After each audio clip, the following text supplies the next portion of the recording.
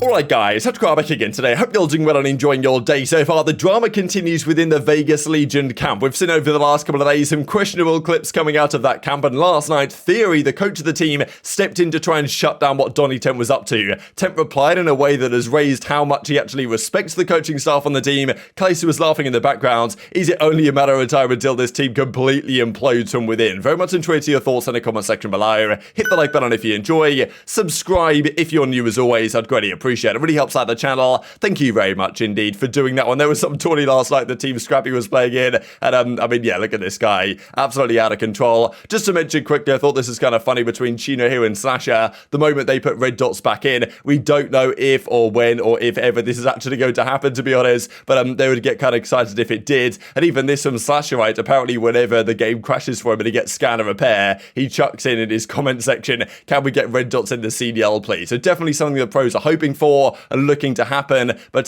they might not be so lucky, right? Because Infinity Wards obviously right now are focused on Warzone 2 and probably don't even care or even have an inkling towards what the CDL actually wants at the moment, even if the CDL has any power at all. You would imagine the CDL, if the actual organization behind the league wanted to try and get something done, they could speak to the devs and try and make it happen. All it is a setting in private matches, but apparently they can't even make that happen, which does raise into question many things. Let's just talk about this from Clayster as well before we discuss the Vegas stuff, because apparently, we talked the other day that Clay and other pros weren't so happy about fans roasting them in chat and stuff, or just being generally toxic when they were losing scrims. But it's not the fans that are shutting down these VODs, apparently. It's seemingly going to be the coaches, right? Because Clayster was, I guess basically what he was doing was all his VODs, if people wanted to go back and watch his scrims, they were sub-protected, right? So, you know, you had to subscribe to his channel, then you can watch the VODs. Now, it turns out that Novus, right, who's the general manager for the Los Angeles Thieves, formerly Seattle Surge last year, was going through and basically just subbing and going through all his VODs, either clipping stuff or whatever, which, look, it's expected. Vegas are a pretty good team right now. The other teams want to figure out what Vegas are doing, what their setups are, get some insights, and Clay is streaming it, so all the coaches, general managers are going to go in there and have a look at what Clay's up to. And that means subbing to his channel, and I'm sure Clay's looking at who's subbing at certain times of the day and saying, yeah, damn, that coach just subbed to me, that coach just subbed to me, that coach just subbed to me, and they're just watching all my VODs at night just to get an inkling of what we've done after scrims conclude. And even Josh says here, actually, who's currently involved with the Boston Breach as their kind of assistant coach over there,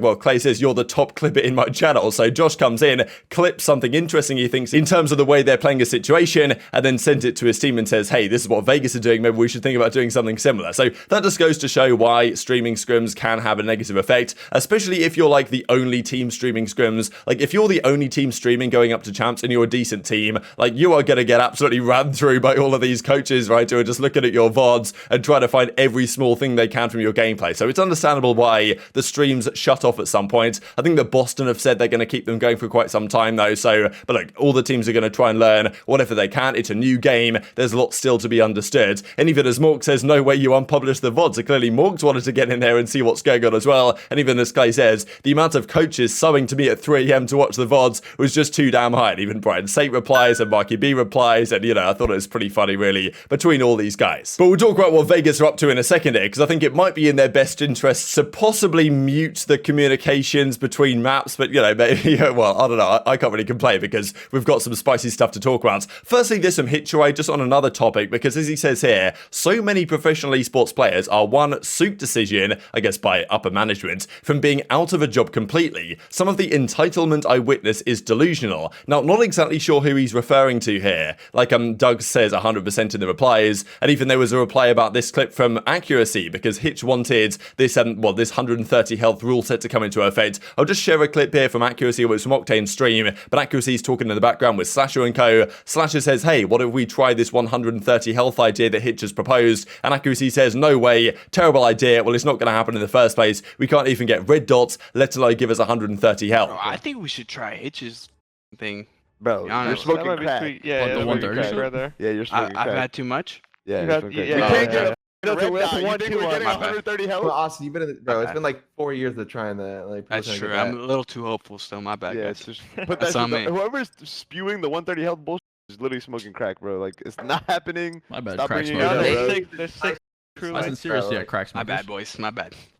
You like, we don't have red dots, bro. They're not gonna change the held for us. So these were the rules that Hitch was proposing there, and Accuracy doesn't seem to think that there's any realistic chance that this actually happens. But yeah, who do you think these comments from Hitch are kind of affecting in the first place? Because he says, look, it wasn't about that Lamar situation. It was about, I suppose, other players. Probably COD players. I don't know. I guess, look, we do see some entitlement from, I think, some of the amateur players that, think they maybe deserve a spot on the substitute bench or something, which, look, a lot of them are good enough to be in that position, but sometimes it doesn't always work. And of course, there's some pro players on a team right now that, potentially are on the verge of getting kicked out of the league next year and one decision away. So I don't really know who he's talking about. So definitely try to figure that one out in the comments section below. But let's talk Vegas, baby, because certainly some of the players he might be talking about could be involved in this Vegas Legion camp. We saw some clips coming out where Clay was throwing some shots at Temp, and then he was clapping back, and at TJ as well. And there was some drama going on there. Even Temp versus Pred was happening last night as well, or the night before. Now, last night, some more clips coming out of this Vegas situation where, I don't know. It's a difficult one because it's impressive, first of all, this Vegas team can talk to each other like this. And I imagine, honestly, this is kind of how it's been for these teams in previous years as well, especially Clayster's teams. They can have a go at each other behind the scenes. They can make up and get back focused for the next game. That's how Clayster sometimes runs these teams, or has done for many years in terms of a leadership situation. Now, it's good that they can have an argument and then, make up and move on and focus up for the next game and all that type of stuff. The issue is, as I said yesterday, is that,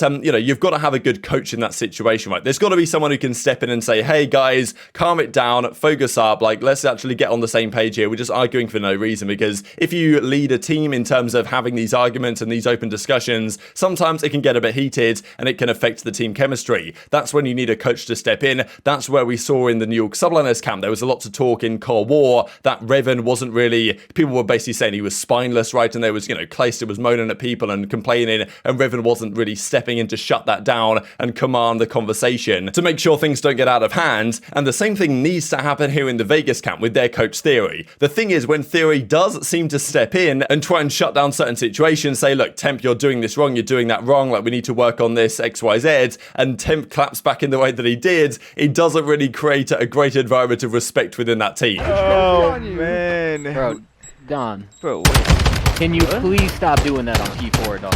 Like, this is the fifth time I'm begging you alright. to stop doing it, dog. Okay. Like, what the is the point? Okay. If you do it again, bro, I'm just gonna get off. Like, there's no point. You're just not. You're blatantly ignoring me. Okay. You're literally ignoring me. Blatantly. Okay. You're gonna get off. Alright. Like, bro, that shit Dude, what is wrong with Don? for the How are fifth you time. Okay. It's a Alright. wasted Alright. Yeah. play. You're gonna get off. Like on the P2. Like, what is that? The P2. Yeah, when you were like holding the pinch. Bro, what am I listening to now? You just play the van. I'm not talking to you. I'm talking to him. What is your response, Donnie? Mr. I don't know that spot. Mr. I don't know that jump. Mr. We've shown you everything, mother. Facts. Wait, that is I facts. can't listen, and I'm still frying. That's the worst attitude said I think you I've ever can't heard. I'm still frying. That might be the worst thing I've ever heard someone say, dude.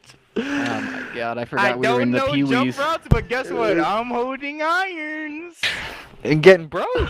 So what do you guys think about this, right, and the couple of clips there that have come out over the last few days? Because, the respect level between Temp and Theory, the coach, doesn't seem to be absolutely immense. Of course, like, people talk in certain ways, and we don't always see how things actually operate behind the scenes. Now we do, but, still, even in this situation, is it a possibility they're going to make up and get on going forwards? Probably is, and in fairness, Theory and Temp have been on this team for a few years together, but still, I don't know. I thought it was an interesting way to put it, really.